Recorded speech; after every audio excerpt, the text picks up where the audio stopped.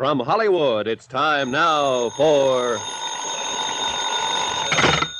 Johnny Dollar. Johnny, I was afraid you might be away for the weekend. Who's that? Byron Kay at Intercoastal Maritime and Life. Oh, hello, Bye. How are things in Boston? In Boston, fine. In Cod Harbor, terrible. Who's this? Meg McCarthy, who runs an eating place there at the harbor. Murder, mayhem, arson, or what? Right now, it's or what. But if you don't do something, and fast, it may be all three. Can you come over and see me? Now, Bye? I know it's Saturday afternoon, Johnny, but this needs fast action. Will you? Bye? Goodbye. No, Bye. Listen, you... Dollar, you're a sucker.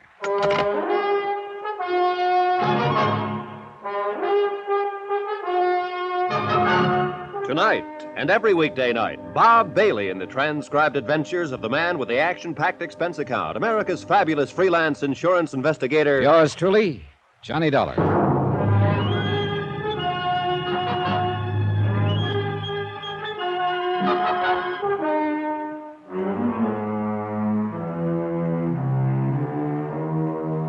Expense account submitted by Special Investigator Johnny Dollar, location Cod Harbor, Massachusetts. To the Intercoastal Maritime and Life Insurance Company. Following is an accounting of expenses incurred during my investigation of the Megs Palace matter. Expense account item 1, $7.30. Cab from my apartment, train fare and incidentals to Boston. Byron Kay was a good insurance broker, and I figured he wouldn't have called me over a weekend unless it was pretty important. To get right to the point, Johnny, insurance on the Palace is only for $15,000. Wait a minute, Bye. What is this Palace, a fishing boat? No, it's what Meg McCarthy calls a restaurant, right down on the dock. Cod Harbor, you say? That's right. Well, what seems to be the trouble over there that couldn't wait till after the weekend? Well, like I told you, this character, Meg McCarthy, runs a so-called restaurant down on the docks, the Palace. I sold her $15,000 insurance on it. And, Johnny, it's quite a place. What do you mean by that? We also carry $25,000 straight life insurance on Meg herself. Separate policy, of course. Which one are you worried about, Bye? Both, I think. Huh? Matter of fact, the more I think about it, the gladder I am that she didn't fall for my pitch when I tried to get her to increase the coverage on the cafe. If she had, our necks would really be out. Well, what's the matter? Isn't it worth $15,000 now? Oh, sure, at least. Even if it doesn't look it. You know, the stoves, equipment, and all that sort of stuff are in the coverage, too. Then I'm afraid I don't see what The thing is this, Johnny. Meg has been threatened. By whom? How? Who knows? Anyhow, she's notified me that there have been a couple of attempts to set fire to her place. Since she lives upstairs in it, that means danger to her own life, too. Uh-huh. And the whole $40,000 is at stake. Yes. Will you go up there right away and see what you can do? Today? Tomorrow? Sunday? Look, maybe you can get in some fishing. I understand you're quite a fisherman. Oh, now, the last 3 times I was promised fishing while working on a case, all I did was cut bait. Proposition. If you don't get in at least a full day's fishing trip while you're up there, I'll double whatever you line up on your expense account. Sounds mighty tempting. How about it, Johnny? Okay, Bye. You asked for it. Item 2, $11.95, transportation back to Hartford, then on to Cod Harbor the next morning. Fine way to spend a nice warm Sunday. Nice place, too, if you lost your sense of smell. There were 2 or 3 dozen fishing boats of all shapes and sizes tied up at the long dock and piers that comprised the important part of the village. For housing, there was a scattering of weather-beaten shacks, 1 store. Meg's Palace turned out to be the biggest, most disreputable-looking of the dockside eating places, and since there was a close sign on the front door, I went around to the back. And I tell you, get off the clean scrub floor of me lovely joint your water is pasty below. I'm sick and tired of looking at that whole... No, look here, Meg. I just come back to apologize for that. Well, the next time that mangy, scurvy crew of the Lily Ann comes in here and gets drunk and brawls and carries on and busts up me fine glassware and china, to say nothing of a couple of wooden chairs and a fine listen table. to me, darling. Don't you darling me, you pig-faced squint. No, Meg, put down the frying pan. No, sir, not until you get your filthy hide out of here. I'm running a respectable joint, and the likes of you and the ragtail crew of yours have got no place in it. What's more, and furthermore, I won't have you around. But Anyhow, I only come to pay for the damage my boys did last night. Now, look here. Hey, that's a laugh. Pay for the loss of me dignity, to say nothing of me Let trade. me, little buttercup, please. Now, get out of here, Willie. Get out. Well, okay. Here's your money, Meg. Who wants your dirty, offensible money? Get! Meg, put down the frying pan. I'll put it down, Willie boy, if you don't get out of here. I'll Meg, cover your Meg, head. no! Get now, before I don't get No, out. Meg, get off the Get out of here, Willie. Keen how you step. Come on, Willie.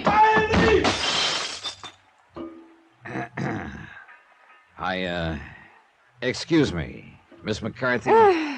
Ain't he a darling? Ain't he the sweetest man you ever did see? Huh?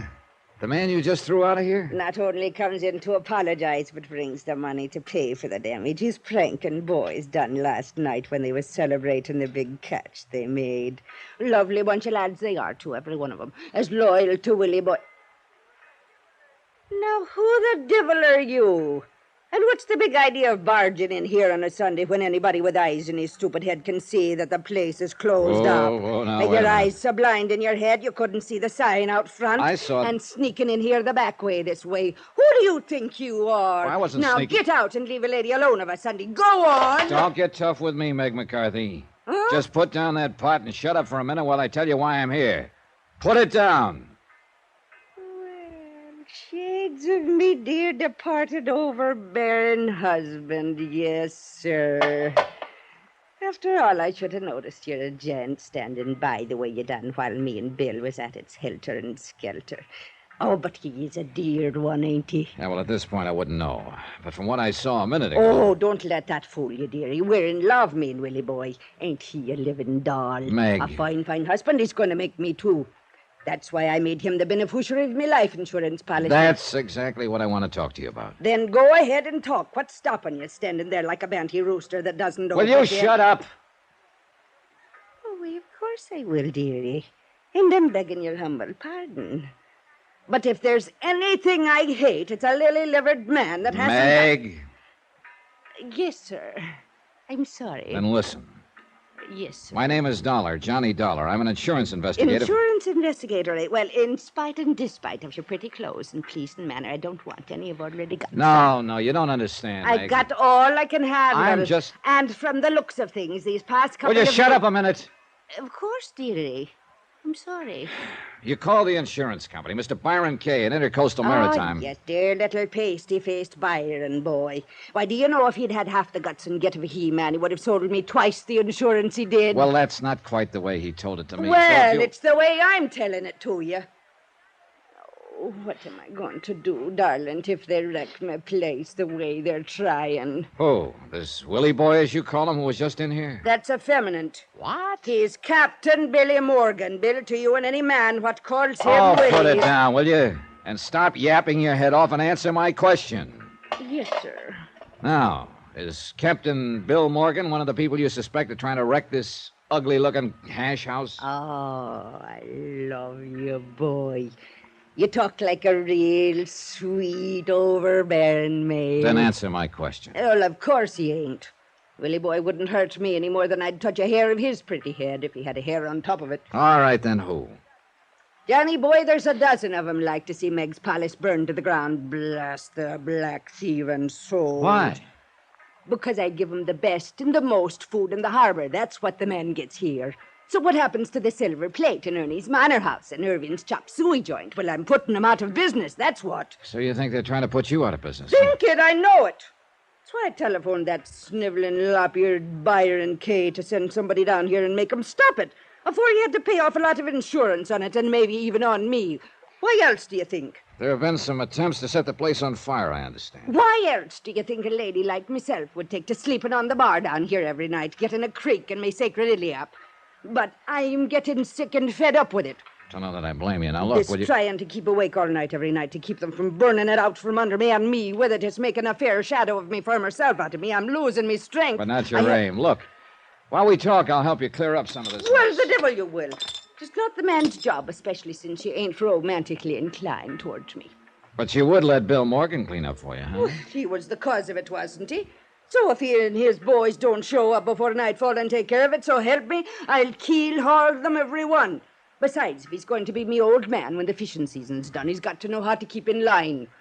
Now, You say there are people you suspect of trying to fire this building. 3. All right, 3. Now, who are they? The owners of the other restaurants here on the docks? Aye. First, there's Clem Harris, what runs the Silver Plate. Oh, and a sly one he is. Yeah, what do you mean? He's too soft and polite and soft-spoke. Me, I never trust a man unless he talks up like a man.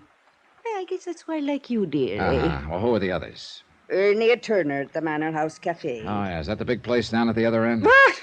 The little hole in the wall next to the bait stand. And half the time the customers don't know whether they're getting bad food or thawed out bait. And the third one. Yeah? Ah, that stubborn mule that runs Irving's chop suey joint. Irving who? What's his last name? Irving? His name's Tony. His name... Now, wait a minute, would you please? Sure. Tony Fortino, Italian. Then why is it called... Why a chop suey place? If anybody has eyes, he would have saw how the sign was changed. First, the Chinese had it with chop suey. Yeah? Then came Irving with kosher, so he added his name to it, and now it's Tony. Well, then why... Only there wasn't any more room left on the sign, so stop complaining. Okay, Meg, you win. But have you any specific reason to suspect any one of them? One of them? I suspect them all, the dirty conniving. Why? Because they're a dirty conniving... I'll tell you why. Because they won't sell out to me. Because they all three keep open competing with me, and that's 3 against 1, so they're a dirty conniving... All right, you said that. Well, aren't they? How would All right. Yes, sir. I love it when you speak to me that way, Johnny boy. So you said. Now, I asked you if you have any specific reason for suspecting any one or all of them. Well, of course I have, on account of the threats they sent. How do you know they sent them? Because I suspect them, that's why. And what happens 3 times they try to set fire to my luck. Meg, you don't have one bit of actual evidence against any of them, do you? Well, do you? No. But I suspect the dirty conniving... Hold it, please. Are you sure those fires weren't accidental? Accidental? Well, with all the dirt and grease you leave around the shack. In the middle of the night with a stove fire banked like I've been doing it for 20 years, and with all the fires starting outside where they have no business. Look, Johnny boy, I'll show you where they started outside. Well, now, that's a good idea, because so far, I confess I can't get very much alarmed over what's happened. Don't the whole town know I'm closed on Sundays? Hello, and what kind of a blubber-headed income-poop would be calling Meg's Palace on a Sunday when everybody knows... I want Johnny Dollar. Huh? Oh, of course. The gentleman's right here. It's for you, Johnny boy. Oh? Hello, Johnny Dollar. We know why you're here, Dollar. Oh, yeah? Who's we? But you won't be here long, understand? Well, now, that's a matter of opinion, isn't it? Either you go quiet the way you came, or you go in a long wooden box. Get it? Now, what is it, Johnny boy? Come on, Meg. Let's get to work.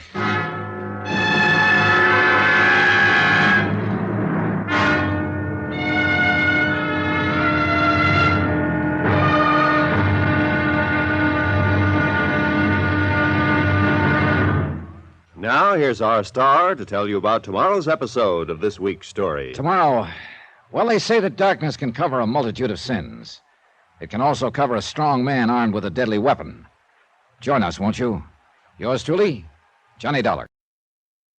From Hollywood, it's time now for... Johnny Dollar. Byron Kay in Boston, Johnny. Hi. The operator had quite a time locating you. I don't see why I'm in the only available room for rent here in Cod Harbor. Huh? Well, she said she was ringing Meg's Palace Restaurant. That's where I am. Room's right above the place. Well, tell me, have you found out whether it's true somebody's trying to burn up that joint and put Meg out of business? Not only that, Bly, but whoever's behind the attempts to get her out of the way has threatened to get me. Hey, you want some help? Yeah, I want you to send me something by truck soon as possible. Huh? And I want to be sure it arrives here quietly at night so that nobody in this little fishing village knows it arrives. Holy smoke, what? Listen carefully, Bly, and I'll tell you. I want you to send me 6 large...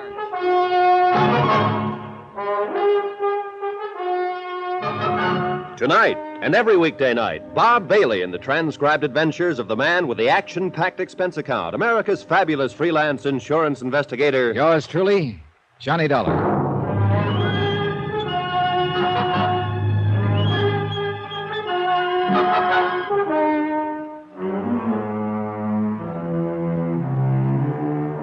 From Special Investigator Johnny Dollar, location Cod Harbor, Massachusetts, to the Intercoastal Maritime and Life Insurance Company, Boston. Assignment, the Megs Palace matter.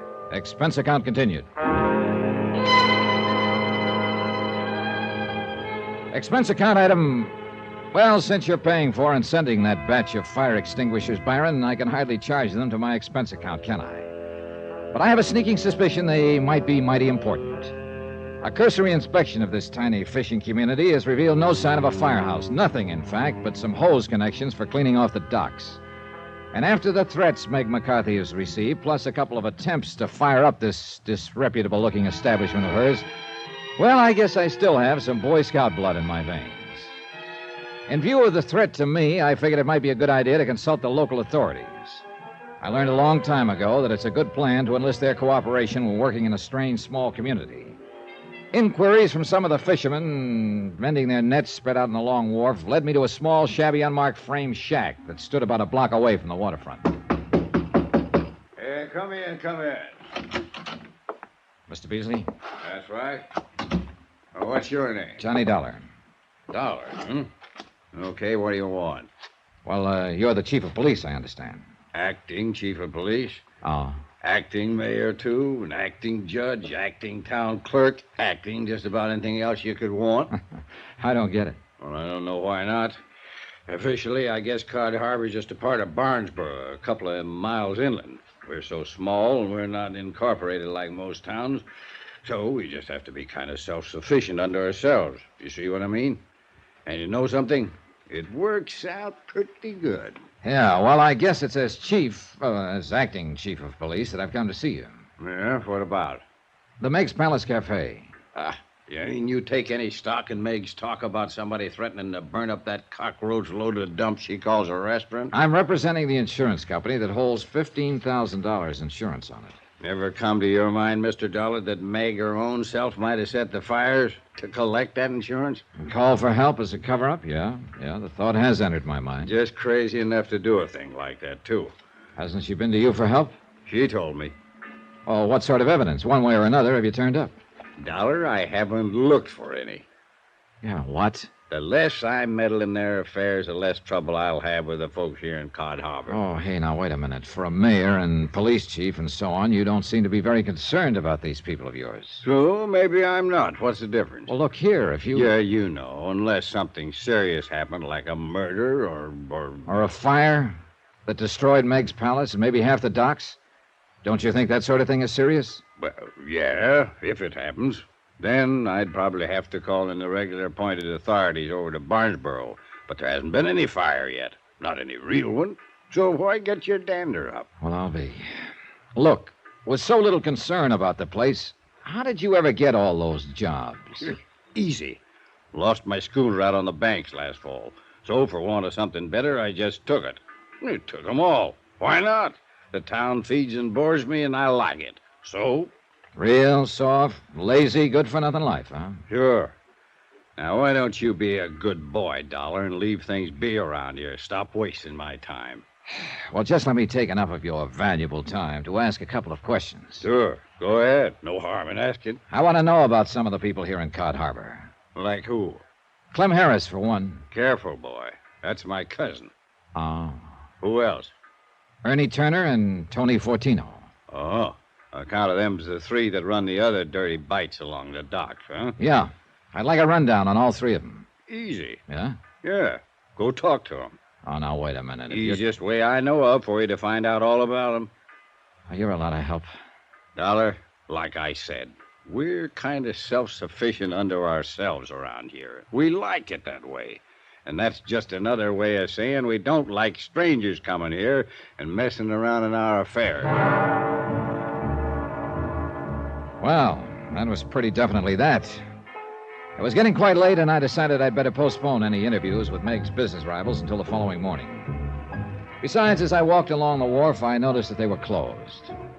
Then I remembered somebody else I wanted to talk to, the beneficiary of Meg McCarthy's life insurance policy, the master of the fishing boat, Lily Ann, Captain Billy Morgan.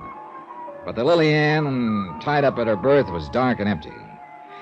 Well, if anyone knew where Captain Billy was, it'd be Meg herself. So I walked the boards back to Meg's Palace.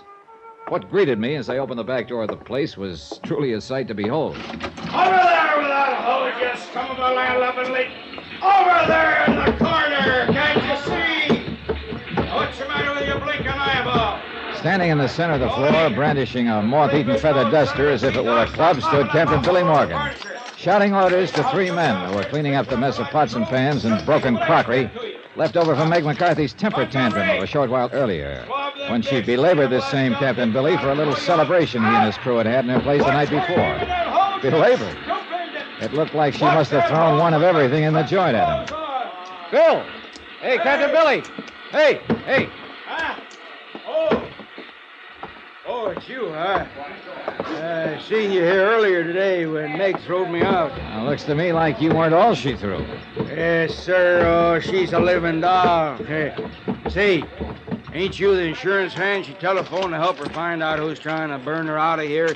Name's Johnny Dollar, ain't it? Yeah, that's right. And, Captain, I'd like to ask you a favor. Charlie, you yellow-bellied, bug-eyed, bandy-waisted. Don't throw that trash in the corner. What's the matter with you? Sorry, Mr. Dollar, but I guess the boys don't like working at night when they got to be up and aboard Little Ann and headed out for the fishing banks by 3 a.m. in the morning. Don't blame him. We couldn't leave Meg's place in a mess like this, now could we? After all, she's going to have to serve us coffee and sinkers before we go. Well, where is she? Upstairs. Has been for the last hour. In her room?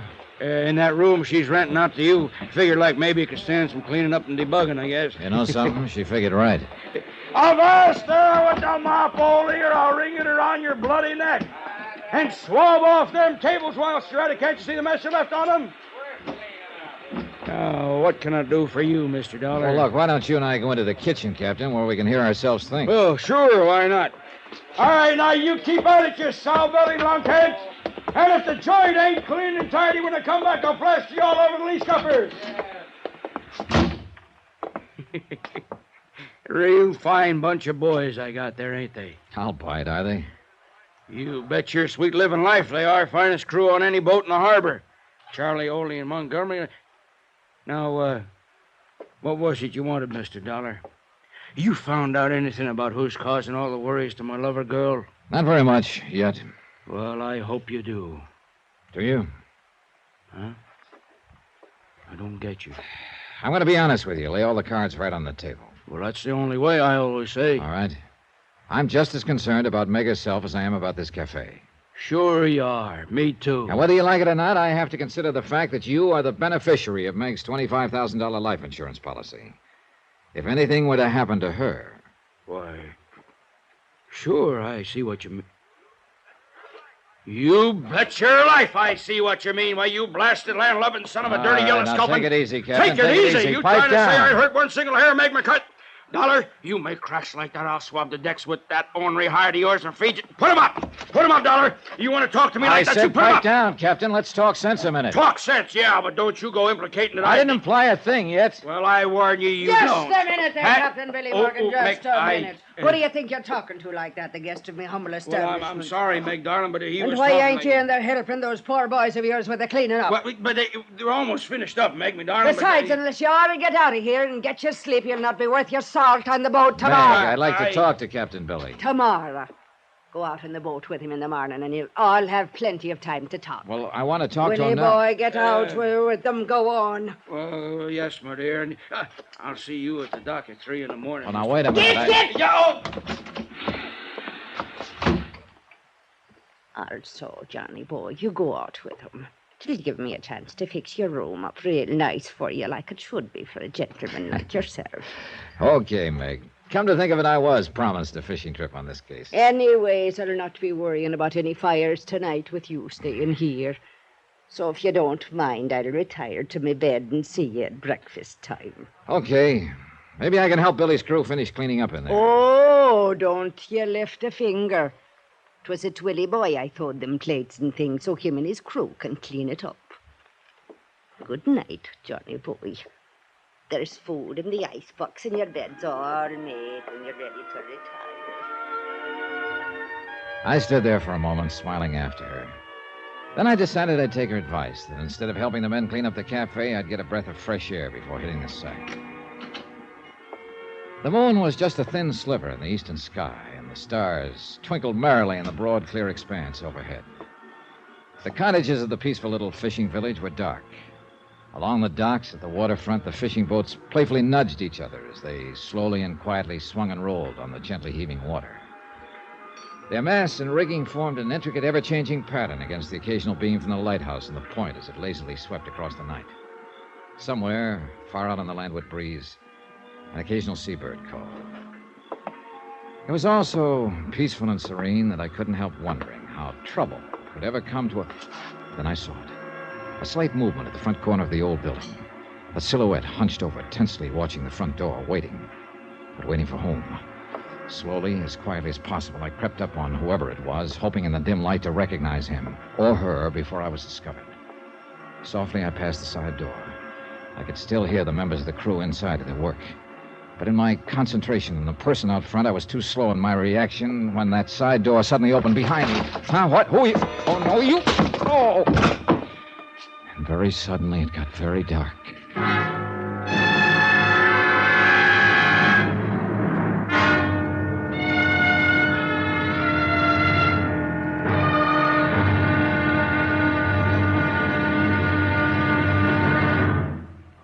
Now, here's our star to tell you about tomorrow's episode of this week's story. Tomorrow, a trip to sea on the Lily Ann that starts out like an ordinary fishing trip. But somewhere on board lurks a man with murder in his heart. And his next intended victim, me. Join us, won't you? Yours truly, Johnny Dollar. From Hollywood, it's time now for... Johnny Dollar. Mr. Dollar? Oh, listen, it's after midnight, and I don't feel This so is good. Tim Beasley. I want to talk to you. Oh, the oh-so-very uncooperative mayor, chief of police, and general do nothing in this town. Now, just a minute. Now, you Dollar. just a minute.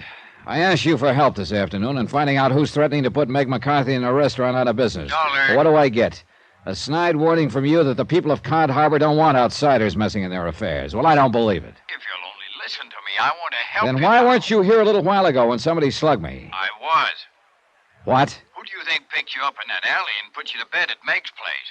You? You want to come over here and talk to me now? I know it's late. Okay, Beasley. If my head stops spinning long enough, I'll be right over.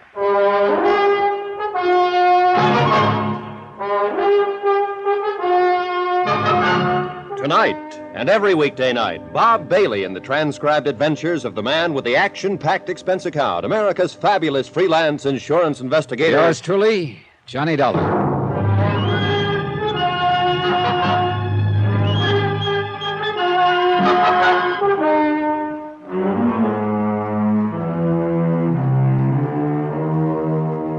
From Special Investigator Johnny Dollar, location, Cod Harbor, Massachusetts.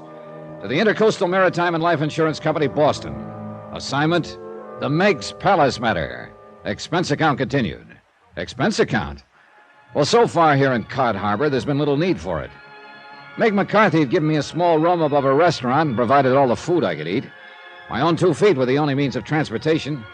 The only shops were along the waterfront. They were suppliers to the boats tied up at the various docks. And a motley lot of boats they were. Some were big schooners dating back to the last century and still carrying sail. There were power boats of all shapes and sorts and sizes, from 18-footers with one-lung gasoline engines to big 60 and 70-foot diesel jobs. Trouble of the sort I'd come to investigate seemed out of place in this otherwise peaceful little village.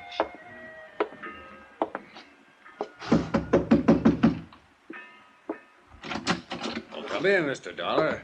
So, you've suffered a change of heart, huh, Beasley? And you've decided to cooperate. Yeah, that's about the best way to put it, I guess. See, it's Now, this wait, way. wait. Before we go any further, what was this bit about picking me up after I got socked on the head a while ago? Listen, Mr. Dollar, after you left here this afternoon, I got to thinking. Maybe I was wrong in giving you the back of my hand, and maybe you was right in walking out mad like you did. Well, how would you feel? The insurance company back in Hartford gets word from Meg McCarthy that somebody's threatening to burn up that joint on the waterfront she calls a restaurant. It's insured for $15,000, and she's insured for $25,000. I know. Well, you see, it's this way. And when I get here, I learn that somebody has already tried a couple of times to set fire to the place. All right. I learned a long time ago that in a case like this, it's smart to enlist the help of the local authorities. Here in Cod Harbor, those authorities all seem to boil down to you. Why, I will never know. Yeah, like I told you. But now listen. And what do I get from you? The cold shoulder, the back of your hand, as you put it. I got to explain to you, Mr. Dollar. Well, then go ahead and explain. And believe me, brother, it better be good. Well, there probably ain't another village like this in the whole country, see? Technically, we're supposed to be part of Barnesboro, a few miles inland. But we've always left them alone, and they've always left us alone. Any trouble happens, we settle it amongst ourselves. And because we're such a small place, it's get along with everybody or get out, see? So we just don't have no trouble. Not of any account, that is. Unless it's somebody comes in from outside and makes it for us. You understand, Mr. Dollar? Are you forgetting it was one of your own townspeople who asked me to come here, and for her own protection? That's what I got to thinking about after you left. So I decided maybe I better talk to you. And, well, that's how I happened to go over to Meg's place tonight. Was that you I saw in the shadows out by the front door? Yes, sir. I was waiting for Captain Billy Morgan and his crew to finish cleaning up the place for Meg. Then I was going to go in and talk to you. And that's the truth, Mr. Dollar. Go on. Well, I just got there when I heard a noise out at the side of the cafe like a fight. Of course, it was dark. There was no fight. Somebody came out the side door from behind me and knocked me on the head. Yeah. So I took you up and put you on your bed and gave you time to get your senses back and then telephoned to you. Uh-huh. You sure it was you out at the front of the cafe? Oh, no, Mr. Dollar. You trying to implicate maybe it was me that give you a belaying pin over the head? Was that what hit me, Beasley? A belaying pin? Well, something hit you, and I just... Okay. I'll take your word it wasn't you, for the time being. I swear, Mr. Dollar, by all... All right, then, listen. Yeah? I heard that side door open just before I started seeing stars. Huh? Yeah? That means whoever struck me must have come from inside the cafe. Say. Yeah, that's right. The only people inside were Captain Morgan and the crew of his fishing boat. You sure? I'm sure, because I was in there myself just a minute before. Just Billy Morgan and his 3 men. Where was Meg? She'd gone up to bed. I just stepped outside for a breath of air. Ole. Huh? Ole Jensen, first mate. Yeah, I heard Captain Billy call one of them Ole. Last name's Jensen, huh? And then there's Charlie. Charlie Buttons, the deckhand, and Montgomery, the engineer. Well? No, not one of them could have done it. Isn't that like saying I didn't get hit? One of them must have done it. No, sir, Mr. Dollar. It just couldn't make any sense. All right, tell me this. Are any of them related to the guys who run the other cafes along the wharf? No. But you are, aren't you, Beasley? Huh? To Clem Harris at the Silver Plate, or is it the Greasy Plate? Anyway, he's your cousin, isn't he? Oh, I told you that. But if you think he had anything... Right now, I don't know what I think. Well, let me tell you this. If you have suffered this big change of heart, it's about time you started proving it. I'll do anything you say, Mr. Dollar. All right. Meg seems to think the threats and attempts to burn down her place came from her competitors. Well, I know she does, but she's... Now, in a couple of hours, I'm taking off for the fishing banks with Captain Morgan and his crew.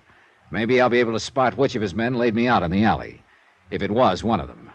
Meantime, you see if you can dig up anything that would put a finger at the other cafe owners. That means Ernie at the Manor House, Tony who runs Irving's Chop Suey joint, and your cousin, Clem Harris. Okay, Mr. Dollar. I'll do it. Hey, by the way, did you ever check their handwriting against the letters Meg received? Well, no, I never quite got around to it. I don't think you ever got around to doing anything. But it's such an easy job. Well, do it. Get the letters from Meg and check them. Yes, sir. I'm going to try to get a couple hours sleep before we take off on the Lily Ann. Yes, sir. The big lazy slob. The first time I met him, he'd actually boasted about his soft job. About how nicely he could live in the town without having to lift a finger. Oh, sure, the sudden change of heart may have been genuine, but I wouldn't have bet on it. And I still had no proof it wasn't he who slugged me. And one of Meg's rival eateries was run by his cousin. But then everything indicated that whoever struck me had come from inside her own cafe. So I decided it was more important than ever that I go on the next day's fishing trip. Back at my room on the second floor of Meg's palace, I fell asleep the minute my head hit the pillow. And I could have sworn it was only a second later that... Oh, yeah. Oh, who is it? What is it? Time to get up and out. What do you think it is? Huh? Who, you're going out with the boys. Just get them lazy bones of yours up out of that bed. Oh, but it's still pitch dark. Are you decent? Well, whether you are or whether you ain't, time you was up. Here's the light for you. Oh, turn that thing off. Now, here's some coffee. Take a saucer or two. It'll choke you. It's that strong, but it'll wake... Johnny boy, what happened to you? Oh, just what it looks like. But your head... Somebody just got real friendly with a belaying pin right after you went to bed. They come up here and attacked you? No, it was outside, out by the side door. I'll kill whoever done that to you, Johnny boy. So help me, I'll find out who done that. You sure you want to get up and go out to the banks? Maybe you'd No, better- no, I'll be all right. And I think it's pretty important I go out with Captain Billy and his boys. Because I have a sneaking suspicion one of them may have done this. Why, them dirty, conniving... Oh, no, Johnny, you must be wrong. Oh? Why, don't you know, darling, that's the finest crew of men in all of Cod Harbor. I'm not so sure. But then you mean you think one of them could also be behind trying to burn me down? And maybe me with it? You can be mighty sure I'm going to try to find out. Oh, Johnny boy, I pray that you're thinking wrong. Anyhow, if you're going with them, well, up and out with you. By the time you're in your clothes, I'll have some grits on the table for you. Eggs and pork chops and donuts and jam and hot cakes. I met the crew of the Lily Ann at that breakfast. Breakfast? Considering the amount of food set before them and the way they piled into it, you'd think those 4 men hadn't eaten for a month. And I must confess, there was nothing about them that looked like cause for suspicion. First there was Charlie, a tall, brown-eyed, husky young fella, alert and pleasant, with a sense of humor, and he was obviously liked by the others. I don't know, Mr. Dollar. I think you just got to dreaming about some nice, pretty gal, and when you reached out and tried to grab her, you fell out of bed, and that's the way you got banged up, huh? Montgomery, a bit older, the man who was responsible for the engines on the boat. Gray-haired, lean, wiry, with gnarled fingers that looked clumsy and somehow never made a clumsy move. Whose blue eyes looked straight at you when he spoke. Don't you believe it? And you can blow me down, Mr. Dollar, if that ain't the most dastardly thing I ever heard of here in Cod Harbor. Now, you best stick close to us that's your friends whilst you're here. I say, friends of Meg McCarthy be friends of us. Then Ollie Jensen, first mate, the oldest member of the crew. Quiet, calm, and efficient. The soft-spoken one. It's not for me to inquire why you're here. What business you're about, Mr. Dollar, and I don't. But I'm certain it's for the good. And any help that we can give you, you're welcome, sir. And I say the devil with all this chitter and chatter when there's fish at sea for you to catch, you lazy lunkers. Get up from that table and get to work. By the time the sun's up, the fish will all be out of your reach.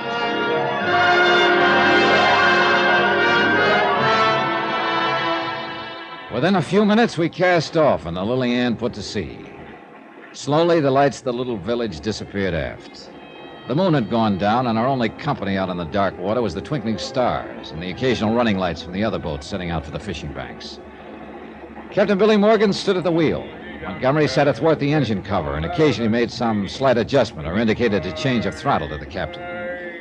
Young Charlie and Ole made ready the 2 small boats and trot lines. For today, we'd go for codfish in the deep that lay along the edge of Taylor Banks.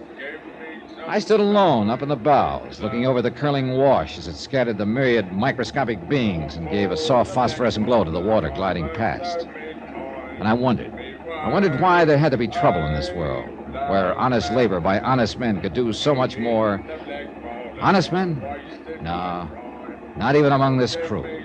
One of them had to be the man who'd attacked me. Was probably the one who had threatened to burn Meg McCarthy out of business.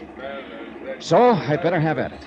I'd better get back aft, talk with them, watch their every move, try somehow to trap one of them into saying something that would give them away.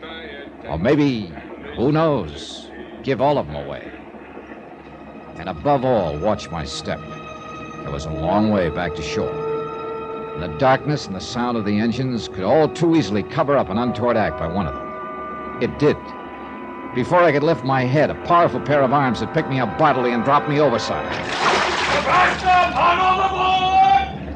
In the brief moment that I remember, I felt the strong tug from the big propellers as the water closed over me, then a terrible blow against my side. Then nothing.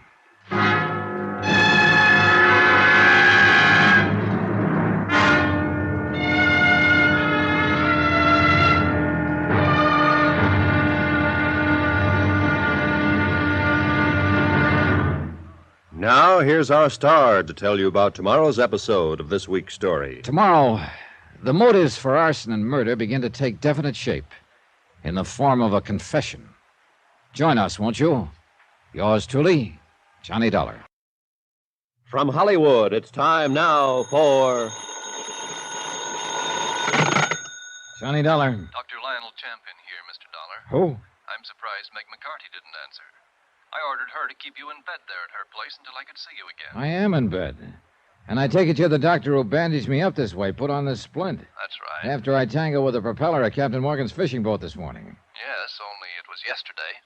Huh? You were unconscious when the captain and his men brought you in. After treating you, I gave you sedation. Oh. Rest was the most important thing. How did you ever happen to fall off that boat? Fall? Doctor, I was pushed.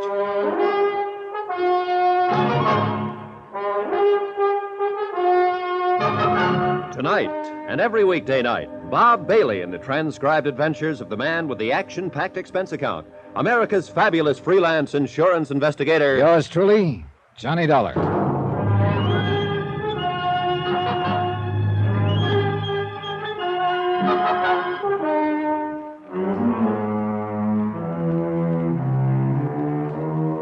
From Special Investigator Johnny Dollar, location Cod Harbor, Massachusetts, to the Intercoastal Maritime and Life Insurance Company, Boston.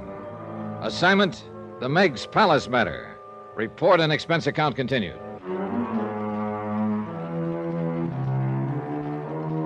As soon as I hung up on Dr. Champion, I again checked the splint on my right leg and confirmed the suspicion that I couldn't possibly walk on it.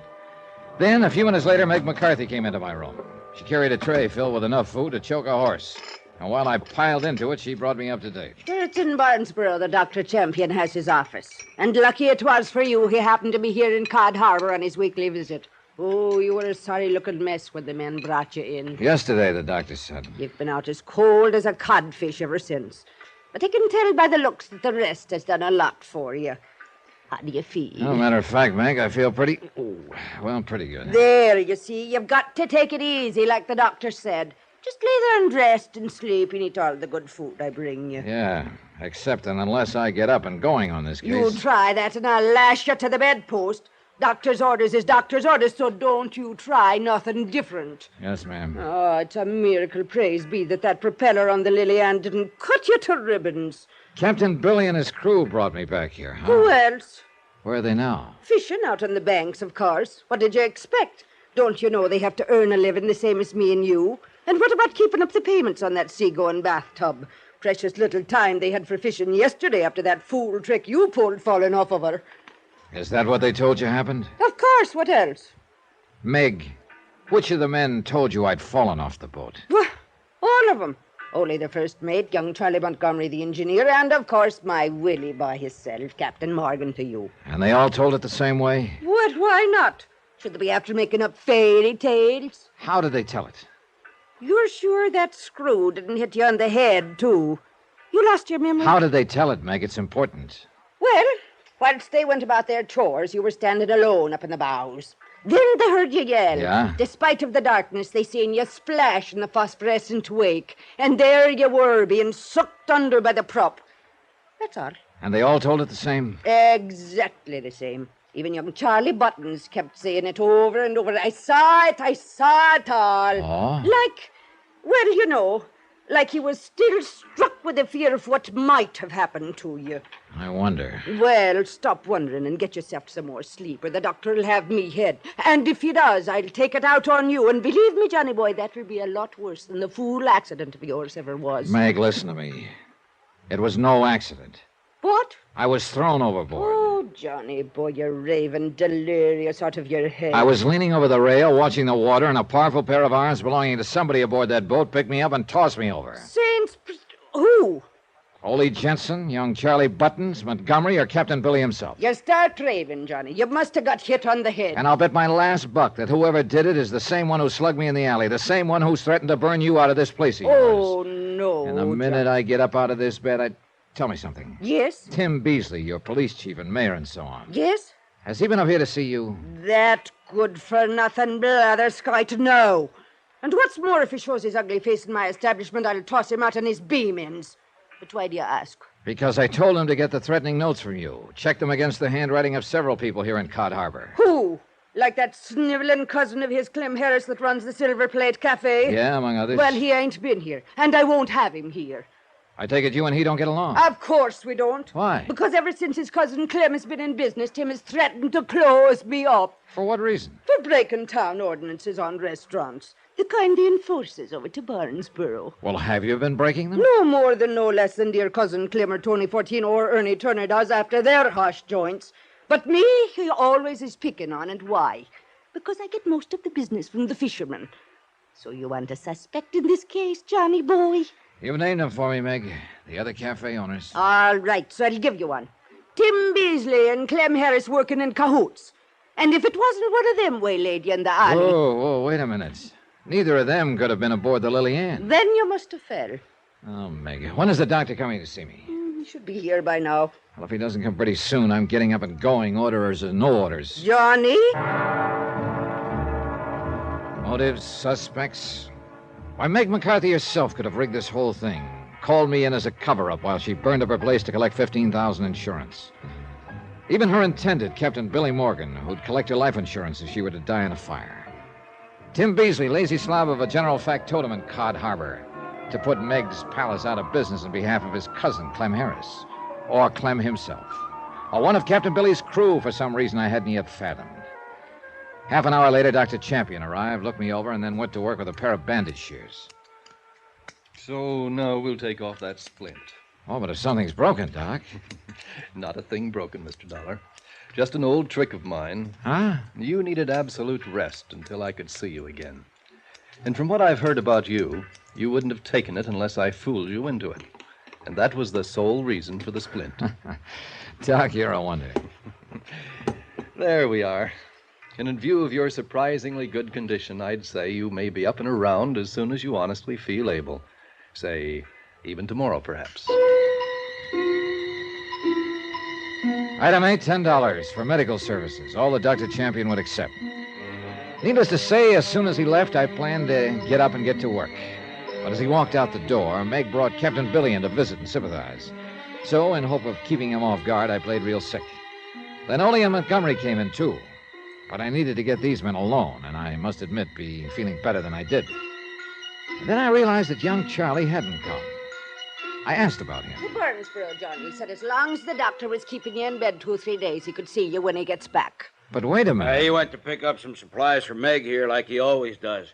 Gives him a chance to drop in on his sister where he keeps his Sunday clothes and things. He wasn't out on the boat with you today? Meg spoils a lad that way, always has him going in for supplies when I need him the most. Look here now, Willie boy. You talk like I was the one picked today. Well, of course you did. You Of always course do. I didn't, and don't you tell me. He said it was you. You're off your course, Miss McCarthy. You know blasted well that you don't are. you shake your finger at me, you blue You pipe down, woman. Do you want Mr. Dollar to have a relapse? You. Oh, Johnny boy. I'm sorry. Shut up, Bill. It's okay, Meg. And but tell me boy, that... I'm sorry if I seem to be raising my voice at you. Oh, bless you, Meg. It's that fiery spirit that keeps me loving you. Yeah, but now, why don't we leave the poor man alone to recover, huh? Come on, boys. Yes, come on, all of you. Out you go. After you, Meg. Oh, After my, you. how polite we are. Montgomery, wait. Oh, Mr. Dollar, something I can do for you to ease your bed of pain? A little drink or something?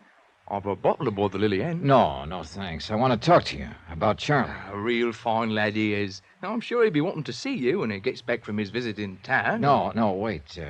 Captain Morgan said he has a sister in Barnesboro. Do you know the address? Oh, that I do. Many's a fine meal we've had from her on our time off. Well, I want to see her. You know, just a little personal thing. Oh, then here, I'll write down the address for you. She lives in a pretty little house on the corner of Rosewood Island.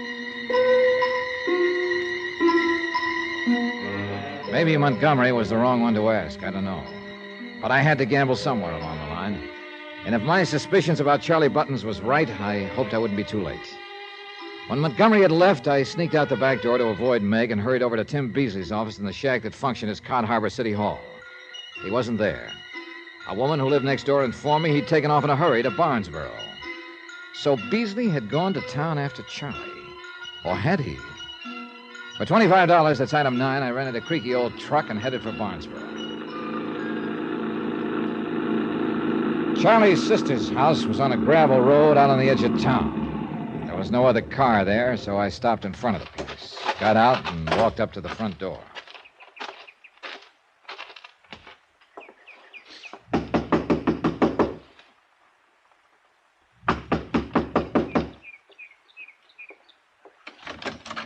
Sorry, mister, but my sister... Mr. Dollar. Hello, Charlie. Yeah, I meant to say, why didn't you come in? Sure glad to see you're all right, Mr. Dollar. Are you? That sure was awful. You're falling off the boat that way. What's the matter, Charlie? Aren't you feeling good? Yeah, sure. Sure I am. You look a little pale. And say... Well. Packing up to leave, huh? Yeah, Well, I'm tired of the fishing business, Mr. Dollar. Gonna give it up. Go somewhere else to earn a living. Tired of it, yeah. Why did you do it, Charlie? Huh? I don't know what you mean. It took somebody who knew that boat pretty well to sneak up on me in the dark and push me overboard. Took a strong, young pair of arms to do it, too. Yours, weren't they? Well? I didn't want to do it, Mr. Dollar. So help me, I didn't want to. But he made me. Yeah? Who made you? He found out. He found out about me, about my record. What record? That I'd killed a man once, accidentally, when I was just a kid. And I'd run out and escape from the reformatory. But now I'm grown. If they ever catch me, they'll hang me or the electric chair up for life, and he knew that. Charlie. If I didn't do anything he said, like slugging you or trying to start the fires or anything, he'd give me away. So I had to, don't you see? I couldn't help myself. He made me do everything. Charlie, who, Charlie, who? It's all right. You don't need to rough me up, Dollar. I knew I'd get caught up with someday. I'll go quiet with you. And maybe you'll help to try and get things easy for me. Charlie, who made you try to kill me? Yeah, I'll tell you. It was so he could get you out of the way and burn up Meg's palace and her with it. I'll tell you, Mr. Dollar, it was... Oh, no. Huh? There, at the window, behind you. That old trick? Oh, no, you... Help!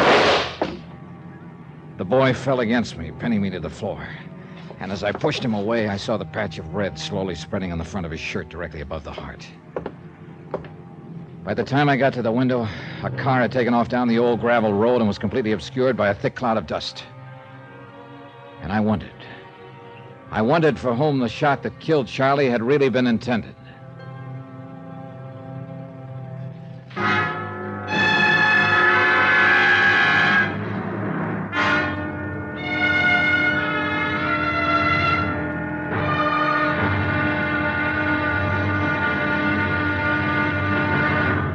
Now, here's our star to tell you about the final episode of this week's story. Tomorrow, a killer strikes again.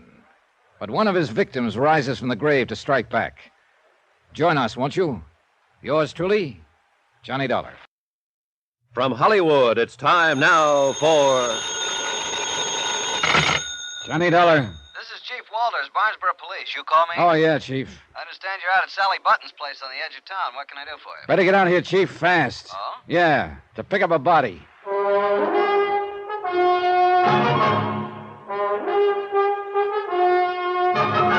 Tonight and every weekday night, Bob Bailey in the transcribed adventures of the man with the action-packed expense account, America's fabulous freelance insurance investigator. Yours truly, Johnny Dollar.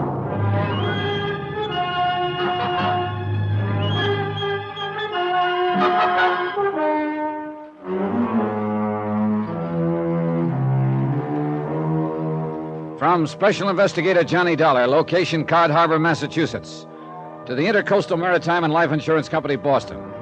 Assignment, the Megs Palace matter. Report and expense account continued. Whoever shot young Charlie Buttons there at his sister's home in Barnesboro had disappeared down the gravel road in a cloud of dust. Hence the call to the police.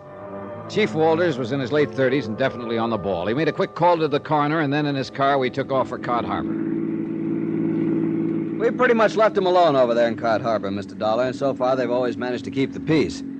This time... Yeah. Now listen, Chief, and I'll give it to you fast. Yes, do that. Meg McCarthy got some threats to burn her place down, notified the insurance company. They sent me out. Understandable. First night there, I spotted a prowler around the cafe. But before I could get to him, somebody slugged me from behind. You didn't know who? Not then, but the prowler turned out to be Tim Beasley, your deputy over there, I guess you'd call him. Sort of, self-appointed. Lazy lout.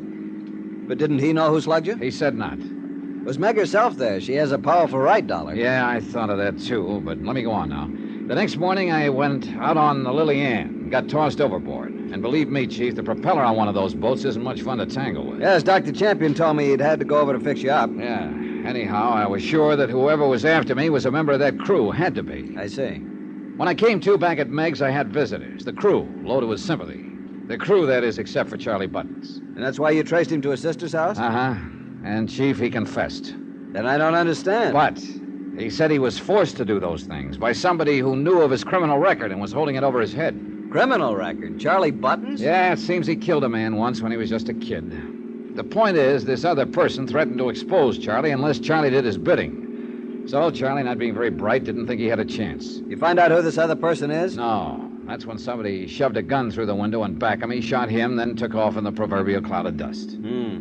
How you doing on suspects? Oh, brother, too many. Meg, of course, named her rivals in the cafe business right from the beginning. Well, I wouldn't count them very good suspects. Then there's Captain Billy Morgan, her intended husband. What a pair. And if I know Captain Billy, he was just scrounging a lot of free meals. Say, incidentally, I saw him in Barnesburg just before you called. Well, Captain Billy is beneficiary of Meg's life policy. And he still owes a lot of dough on the Lily Ann, I understand. Who else? Tim Beasley. What? Yeah. Look, Dollar, I know he's a good-for-nothing bum who's taken that job of acting mayor, acting police chief, acting everything else so he can live off the fat of the land over there. Did you also know that Clem Harris, who runs the other big cafe, is his cousin? His cousin, huh? Oh, and Beasley never kept his promise to dig up the threatening notes Meg received and compare them with the handwriting of the others. Doesn't look good, does it? What do you think, Chief? I'm beginning to wonder if Tim Beasley will be there when we get to Cod Harbor.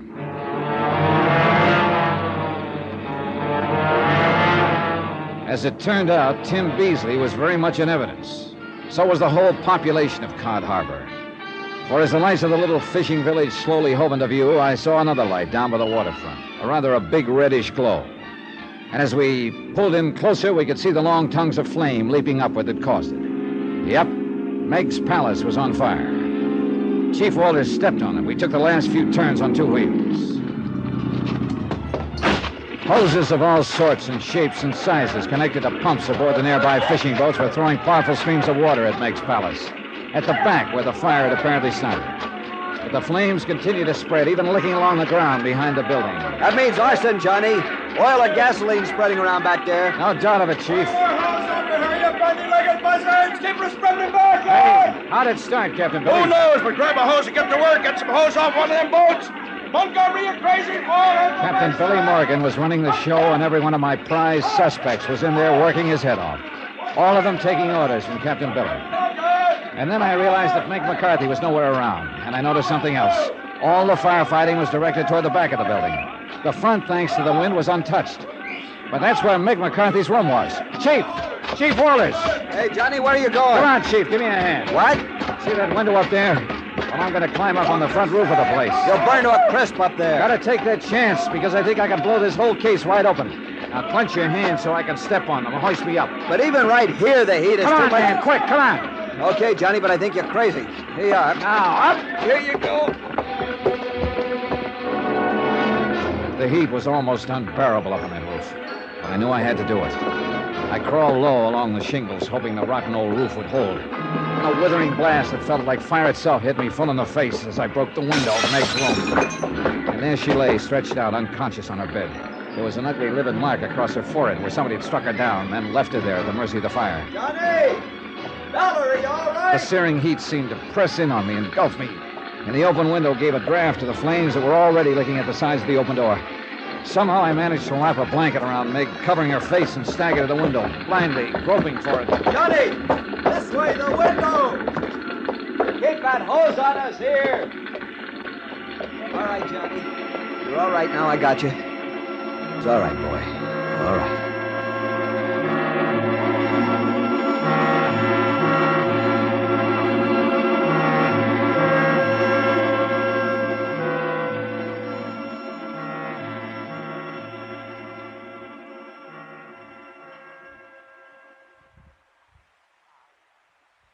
It's all right, Johnny boy. Outside of having your hair singed and losing a suit of clothes, you're all okay. Well, thank goodness you are, Meg. But tell me... Oh, now take it easy. You got a bad burn on that left arm, and you got to lie still. Yeah, And would you believe it? It was Clem Harris, the one I always thought was such a no-good blatherskite that gave us each a place to stay here at this house. I wondered where I was when I came to a few minutes ago. I guess I misjudged the man. But how about you, Meg? Oh, bless you, darling. You saved me life, and I'll never forget it. May the good Lord strike me down. If it hadn't have been for you... Oh, think of it, Johnny boy. I'd be laying still in that pile of ashes out there that was once my nice cafe. I love you, Johnny boy, and I'm humble and I'm grateful. Meg, that mark on your head. Ha! The dirty, blathering spalpeen who snuck up in my room and knocked me down and left me there. I'll murderize him when I find him, that dirty conniving. You don't know who it was? How could I when he snuck up from behind me? Oh, Chief Walters, come in, sir, come in. Well, I must say you two look pretty good, considering. Ready for a visitor, Johnny? Yeah, hi, Chief. Bring him in. Oh, now, Johnny, are you sure you want visitors until you're feeling better? Bring him in, boys. Right in here. Stop your pushing. Come on, get Why, in. Billy boy. What's the matter with you, Willie? That look on your face. Oh, and you, Chief Waters. What was the idea of locking up my Willie boy like some dirty scoundrel of a crook when he tried so hard to save my cafe from that awful fire? Who do you think you are? All right, Meg, simmer down. Don't simmer you talk down. to me like that, you young Meg. whisker snap. Yes, darling. Well, I won't simmer down. What was the big idea arresting me that way? Who do you think you are around here? And I'm talking to you, Dollar. You went too far, Captain Billy. I went too far. You're off your course. What are you talking about? Yes, Johnny boy, if you was responsible... Quiet, Meg. Yes, sir. I'm talking about arson, Captain Billy. And murder. And the motives behind them. What? Motives. They were all over the place by half a dozen people. But yours was the strongest. By far. You're off your head. The $25,000 insurance on Meg's life. That was the Why, big you... one. Let me out of... No, just a minute. You take your hands Take off it of easy, him. Meg, or I'll have to order you out. But listen to what he's saying is that Captain Quiet, Billy was... quiet. Yeah, let me finish this, will you, Meg? Played lover boy to her, didn't you, Captain Billy? To make sure you'd be her beneficiary. You're crazy, you dirty... It looked like you right from the first, but I couldn't be sure until I compared the writing on the threatening letters with some of your handwriting I found. Oh, no. So that's the way you found out, you dirty underhanded... Yeah, Captain, that's right. Threatening letters. To make it look like somebody else was out to get her. Her competitors, for instance. And to leave the way clear for you. Willie boy. No, I didn't. I mean, I didn't mean to... Oh, no, Willie. Tell me it ain't true. Don't touch me. Oh. Why, Billy? Why'd you do it? I had to. I had to have the money or I'd lose my... What? You mean your boat was more to you? Go on, Billy, and quiet, Meg. Fishing. Fishing was my whole life. I had to save my boat. I had to get the money for it. How else could I ever...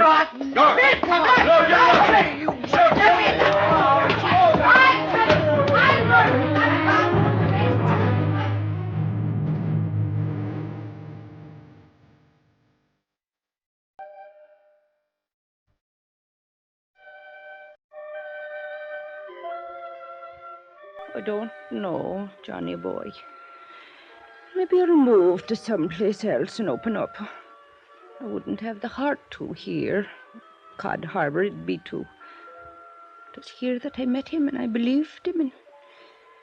Well, I guess this old heart of mine wasn't as tough as I thought it was. Yeah.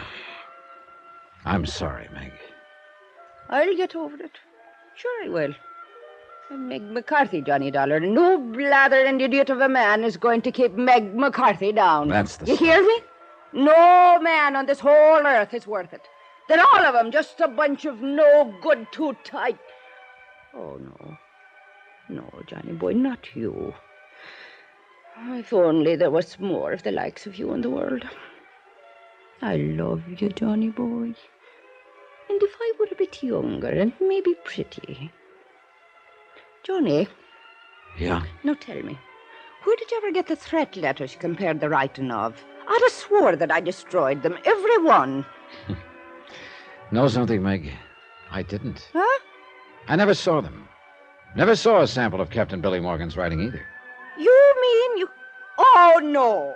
Huh? Well, it worked, didn't it? Aye. And it serves that conniving murder and blather scoiting... There now, Meg. Oh, Johnny. I'm afraid I really did love him.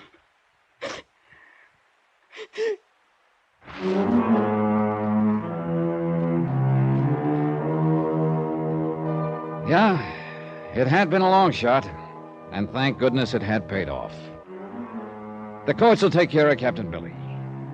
The insurance on her place, of course, will have to be paid to Meg McCarthy, but no life insurance, thank heaven. Oh, poor Meg. It'll be a long, long time before she'll fall for sweet talk again. Expense account totaled, including fare and incidentals, back to Hartford, $221.60. Yours truly, Johnny Dollar.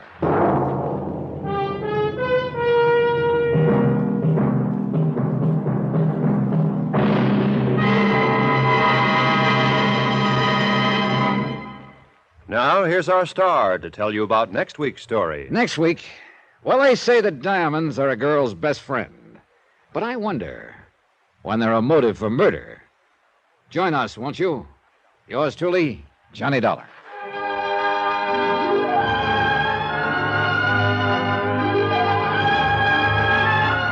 Yours truly, Johnny Dollar, starring Bob Bailey, is transcribed in Hollywood. It is produced and directed by Jack Johnstone, who also wrote this week's story. Heard in our cast were Virginia Gregg, Jack Crucian, Byron Kane, Forrest Lewis, Bert Holland, Stan Jones, Bob Bruce, Austin Green, and Harry Bartell. Musical supervision by Amerigo Marino and Carl Fortina. Be sure to join us on Monday night, same time and station, for another exciting story of yours truly, Johnny Dollar. Roy Rowan speaking.